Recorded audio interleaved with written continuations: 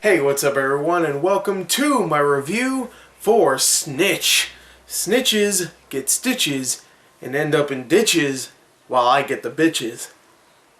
And anyway, this movie of course stars Dwayne "The Rock" Johnson, or as, people should call him now, Dwayne Johnson. He's an actor now, even though he went back to WWE.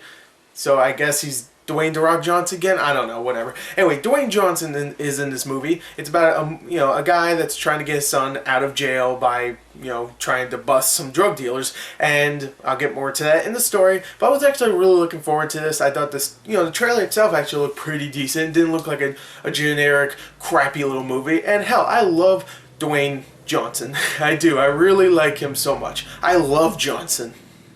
So I was actually looking forward to this film.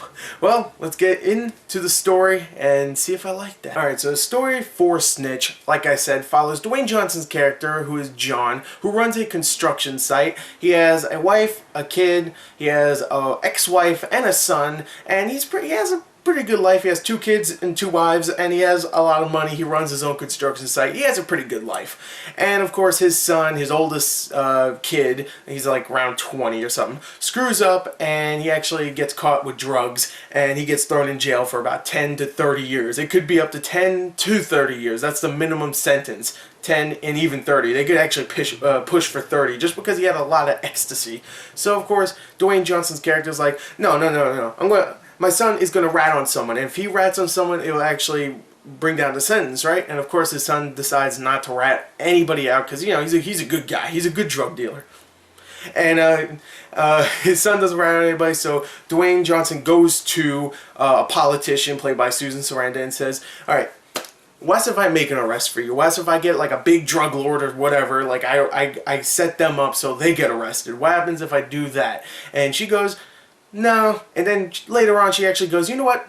Yeah, alright, if you can do that, as long as you get someone big, someone that has a lot of drugs. And of course, the way he does this is he goes to his construction site, he gets an ex-con that actually works there, played by Jon Bernthal, Shane from Walking Dead, nice.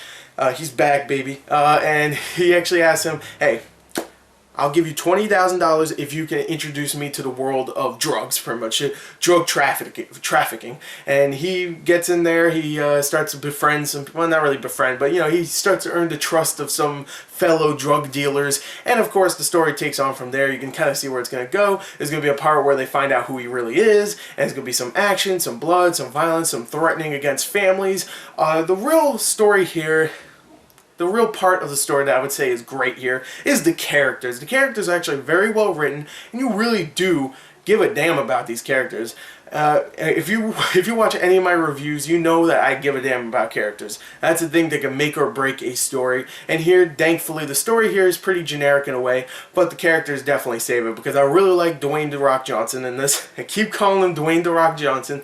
I really like Dwayne Johnson in this film. I think he did a damn good job acting and making me actually really be sympathetic to his character. He really wants to get his son out of jail, and the only way he can do this is, of course, become a drug trafficker. And you really do care for him. You really are afraid for him. Even though he's a big, tough dude, people can threaten him. People can shove a gun in his face. It's not like he knows kung fu and stuff. He's going to like blast his way out of there. You do feel scared for him when there's 20 dudes with guns around him, and you really like him.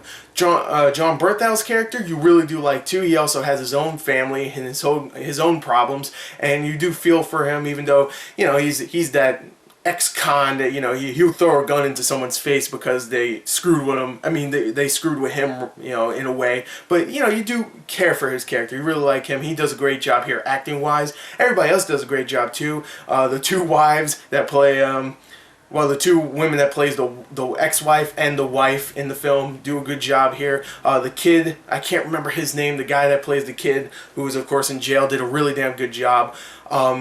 Barry Pepper's in the film too, which I love that dude, I really do. I'm very sad that he's not in films anymore that much. He was just in Broken City, and he's in this, and he's great in this. He was great in Broken City, but he's great in this as well. He plays a fellow undercover cop guy that actually helps Dwayne Johnson's character out a little bit, and he's great in this. Susan Sarandon, even though she plays kind of a bitchy type character. She is great in this film. So overall, the actors, the characters themselves, how well written it is altogether, really does save the story. And even though the movie is advertised as being a big action movie, I mean, you see like explosions and people getting shot, and of course Dwayne Johnson saying badass lines like, "I'm not gonna let either side dictate our fate," and like, "Trust me," and like just saying it in badass ways. It's really not an action film until the last maybe 10 minutes, I would say, and then it goes into cars getting blown up, people getting shot, Dwayne Johnson just looking awesome shooting people while driving a big freaking truck.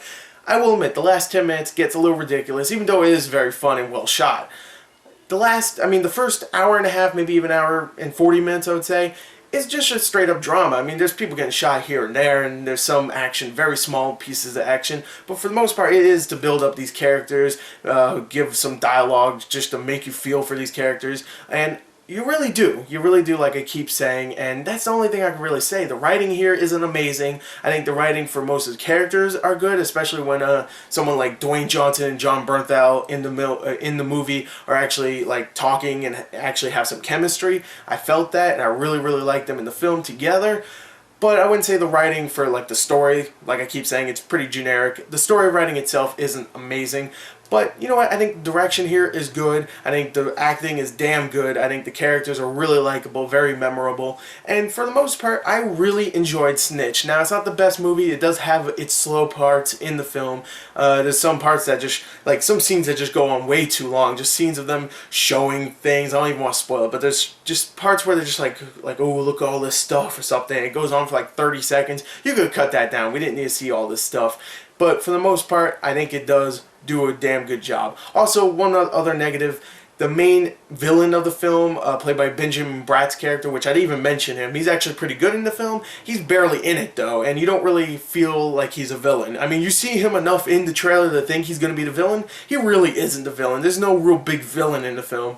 Maybe jail, that's the big villain, because, ooh, you don't want your kid to be in jail. You got to get him out of there. So, yeah, he's not all that menacing, but he does a good job, you know, for what he has.